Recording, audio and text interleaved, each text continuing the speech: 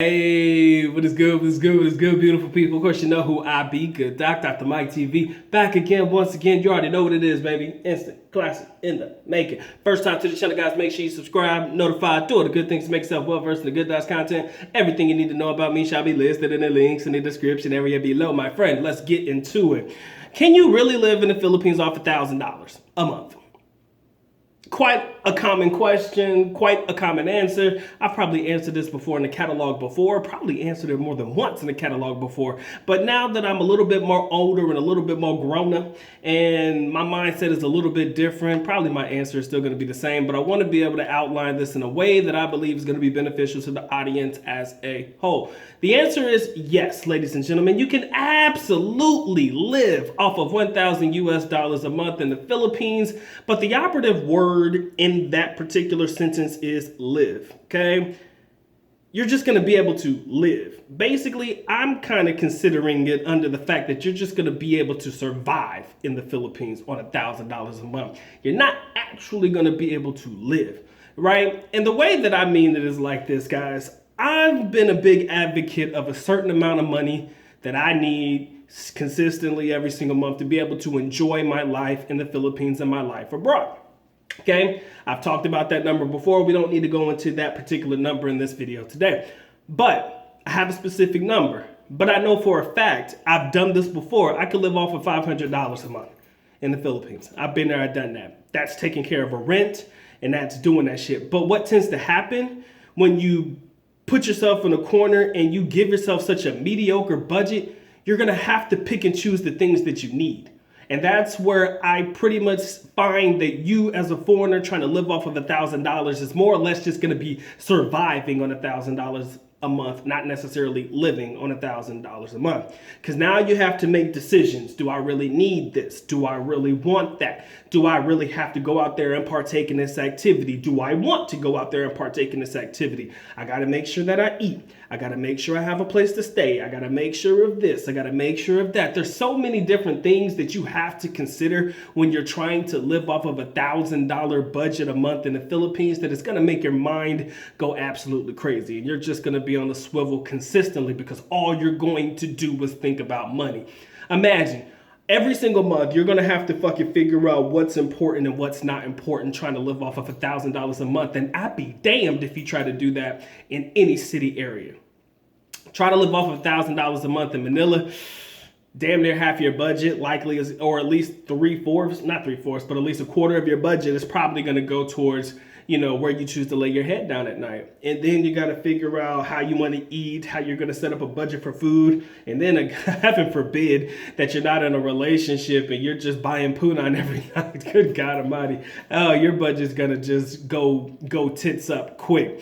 So when you're putting yourself on such a budget and such a restraint, it tends to really make your life a little bit more stressful. And as a foreigner who has opted and said, look, man, I'm trying to get out of the United States. I'm trying to find me a nice, comfortable life abroad. I didn't leave, or I'm not going to leave the United States to put myself in a situation that is going to be more stressful there than I am where I already am. I'm doing this so that I can live, I can enjoy my life, not have a headache and all of the above. So if you're trying or thinking that you can absolutely live off of $1,000 a month, the answer is yes, you can, but you'll just barely be living, in my opinion. Now, if you happen to find yourself in a more provincial area where things are a little bit more cheaper, going to the grocery store and the market, you can get your food relatively cheap and all of the above, you might be able to make that money stretch a little bit more. I do believe that there are necessary sacrifices when living in provincial areas. Anybody who's lived in provincial areas, you know what those sacrifices are. I don't need to go into details, but off the top of my head, you're not going to have as much access to the types of things that you probably would have if you live in a city area, whether that be, I don't know, maybe your favorite types of restaurants or, maybe healthcare. Oh, healthcare in the province. Ooh, if you want to go to a provincial hospital, good luck, buddy, because I would never in a million years. So like I said, there are a couple of things that you'll have to think about if you choose or opt to live in a provincial area on $1,000 budget a month, $1,000 US budget a month. So I often tell you guys, look, man, I can't tell you what to do with your life. I damn sure can't tell you what to do with your money. All I could do is offer some suggestions and recommendations. So if you got it in your mindset that all you got is $1,000 that's coming your way, man, you could probably get you a nice little small studio setup, man, and that'll take care of your living spaces. If you're the type of person that I am, although I'm a big guy, I literally eat maybe twice a day max, and I kind of just snack on meriendas throughout the day, which are like little snacks and stuff. And I'm good. So as far as food, that's literally the only thing I got to worry about. But now you got to think about transportation. Do you want a motorbike? If you want a motorbike, got to gas that bitch up. Got to drive it around. Got to buy the motorbike. Could be expensive. What you going to do? Who the fuck goes to the Philippines to buy shit and make a down payment on it, man? That's kind of not the reason why you do it. If you want to be able to buy something, you should be able to buy it flat out. I'm not saying that you have to. Now, sometimes those vehicles in the Philippines can be expensive, but I'm not recommending that you as a foreigner go out and buy the 1.2 million Mitsubishi Montero, and that's 1.2 million pesos. And the Forerunners, the whatever the fuck, I can't remember, Toyota Hilux and stuff like that. So you could buy vehicles, but you're probably not going to. So now you have to budget out. Are you going to be a jeepney driver? Not a jeepney driver, but a jeepney passenger? Are you going to be in taxi cabs if you're out in the province? How accessible are taxi cabs? I mean, guys, there are so many different things that you have to think about and consider. And granted, once you live in an area and you kind of get your way and you get your feel, you'll pretty much figure it out. But do you really want to have to figure it out? That's my question to you. Do you really, really, really, really want to go through all of that just to figure out if you can live on $1,000 a month? I told you, I did it on 500, and that was just a personal challenge to myself. I'll never do that shit again. Why? Because it was no fun. I had to literally pick and choose what I wanted to do as far as activities were. And to be honest with you guys, and this is the truth, I found myself at home a lot more than going out and exploring than with a smaller budget. So you're just going to probably sit around the house and do a lot of nothing throughout the month, that you're trying to make your money stretch. You're going to find yourself doing a whole lot of nothing throughout the month.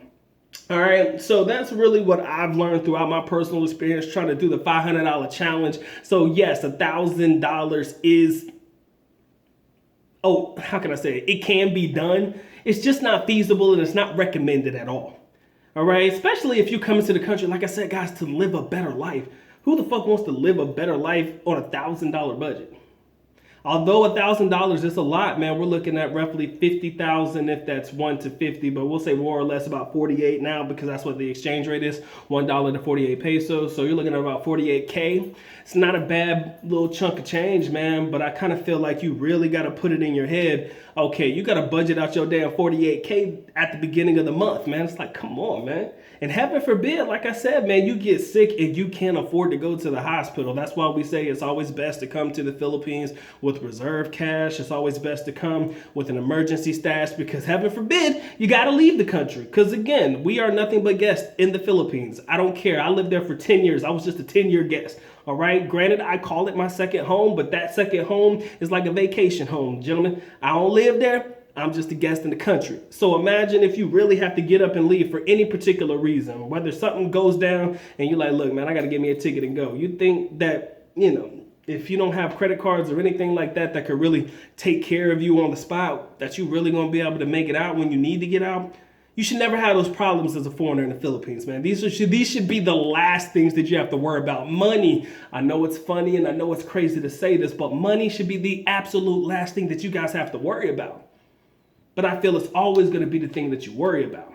Again, even if I had the amount of money that I told myself that I personally need, and I had it with me, and I made it every month, granted, I'll be a little bit more relaxed on the things that I would want to do because, like I said, I'm the type of person, I want to go see different places and do things like that when I want to. I want to be able to have the option. I don't want me to have to sit down or sit on my ass because I'll have no choice but to do it because I don't have the money to do it. I want it to be a personal choice, and I think that any foreigner coming to the Philippines, guys, for you to sit on your ass and enjoy your day with your young lady or whatever, if you just want to Netflix and just fucking sit there in your boxing drawers and shit and watch TV all day, you do that because you want to. You don't do that because you have to. And when you don't got money, you're going to do a lot of that shit because you have no choice, because you can't go out.